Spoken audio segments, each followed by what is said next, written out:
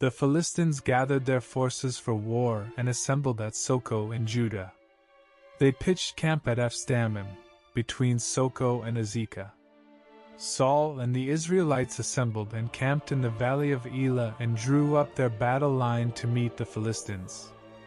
The Philistines occupied one hill and the Israelites another, with the valley between them. A champion named Goliath, who was from Gath, came out of the Philistine camp. His height was 6 cubits and a span. He had a bronze helmet on his head and wore a coat of scale armor weighing 5,000 shekels. On his legs, bronze greaves, and a bronze javelin was slung on his back. His spear shaft was like a weaver's rod, and its iron point weighed 600 shekels. His shield-bearer went ahead of him. Goliath stood and shouted to the ranks of Israel, "Why do you come out and line up for battle? Am I not a Philistine, and are you not the servants of Saul? Choose a man and have him come down to me. If he is able to fight and kill me, we will become your subjects. But if I overcome him and kill him, you will become our subjects and serve us."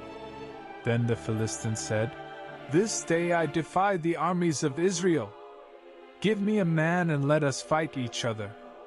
On hearing the Philistines' words, Saul and all the Israelites were dismayed and terrified.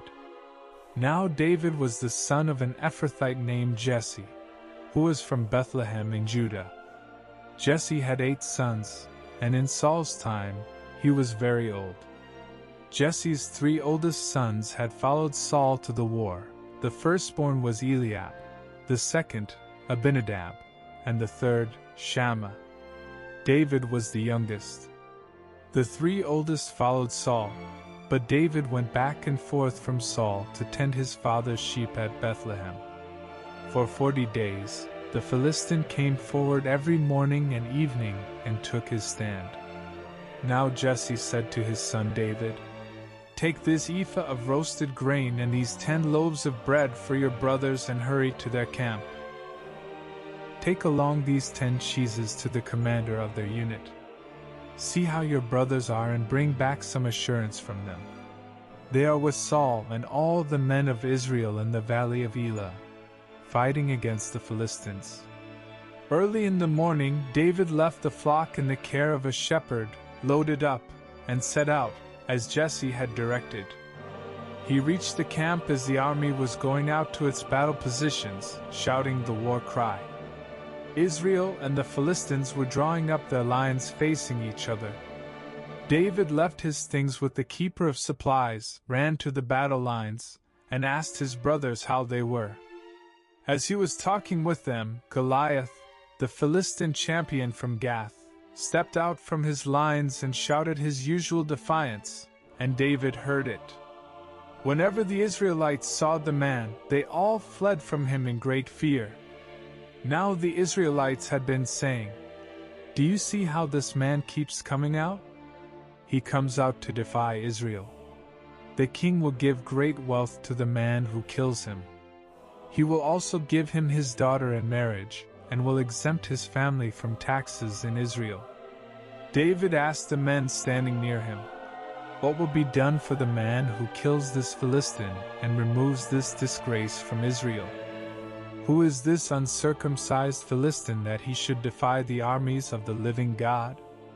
They repeated to him what they had been saying and told him, "This is what will be done for the man who kills him." When Eliab, David's oldest brother, heard him speaking with the men, he burned with anger at him and asked, "Why have you come down here? And with whom did you leave those few sheep in the wilderness? I know how conceited you are and how wicked your heart is. You came down only to watch the battle." "Now what have I done?" said David. "Can't I even speak?" He then turned away to someone else and brought up the same matter, and the men answered him as before. What David said was overheard and reported to Saul, and Saul sent for him. David said to Saul, "Let no one lose heart on account of this Philistine. Your servant will go and fight him." Saul replied, You are not able to go out against this Philistine and fight him. You are only a young man, and he has been a warrior from his youth." But David said to Saul, "Your servant has been keeping his father's sheep. When a lion or a bear came and carried off a sheep from the flock, I went after it, struck it, and rescued the sheep from its mouth. When it turned on me, I seized it by its hair, struck it, and killed it. Your servant has killed both the lion and the bear. This uncircumcised Philistine will be like one of them, because he has defied the armies of the living God.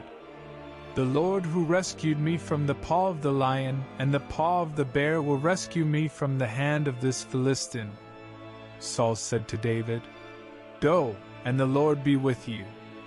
Then Saul dressed David in his own tunic. He put a coat of armor on him and a bronze helmet on his head. David fastened on his sword over the tunic and tried walking around, because he was not used to them. "I cannot go in these," he said to Saul, "because I am not used to them." So he took them off.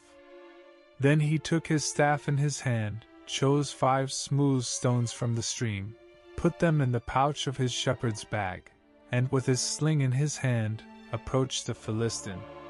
Meanwhile, the Philistine, with his shield-bearer in front of him, kept coming closer to David. He looked David over and saw that he was little more than a boy, glowing with health and handsome, and he despised him. He said to David, "Am I a dog that you come at me with sticks?" And the Philistine cursed David by his gods. "Come here," he said, "and I'll give your flesh to the birds and the wild animals." David said to the Philistine, "You come against me with sword and spear and javelin, but I come against you in the name of the Lord Almighty, the God of the armies of Israel, whom you have defied. This day the Lord will deliver you into my hands, and I'll strike you down and cut off your head. This very day I will give the carcasses of the Philistine army to the birds and the wild animals, and the whole world will know that there is a God in Israel. All those gathered here will know that it is not by sword or spear that the Lord saves, for the battle is the Lord's, and he will give all of you into our hands." As the Philistine moved closer to attack him, David ran quickly toward the battle line to meet him. Reaching into his bag and taking out a stone, he slung it and struck the Philistine on the forehead. The stone sank into his forehead, and he fell face down on the ground.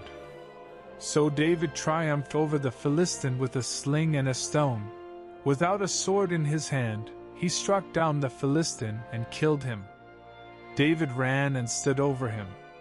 He took hold of the Philistine's sword and drew it from the sheath.